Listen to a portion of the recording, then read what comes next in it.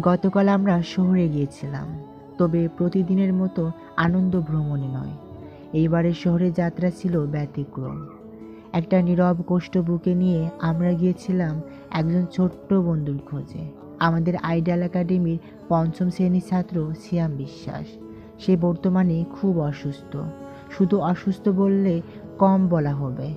সিয়াম এক অসম যুদ্ধের মধ্য দিয়ে যাচ্ছে জীবনের।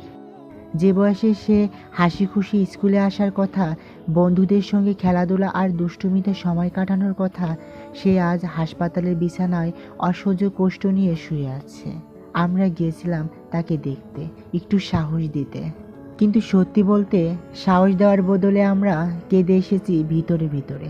ছোট্ট এই ছেলেটার মুখে যে হাসি ছিল, আজ সেখানে শুধু নিঃশব্দ প্রার্থনার অপেক্ষা। তাই আপনাদের সবার কাছে আমাদের অনুরোধ, সিয়াম বিশ্বাসের জন্য দোয়া করবেন। আল্লাহ যেন তাকে দ্রুত সুস্থ করে আমাদের মাঝে ফিরিয়ে দেন। দয়া করে একটিবার হলেও তাকিয়ে দেখুন এই নিষ্পাপ শিশুটির মুখটা। এই যুদ্ধে সে একা জেতার নয়, তাকে প্রয়োজন আমাদের সবার ভালোবাসা, দোয়া আর মন থেকে কামনা। সিয়াম, আমরা তোমার জন্য আছি। তুমি লড়াই করে যাও, ইনশাল্লাহ তুমি সুস্থ হয়ে ফিরবে।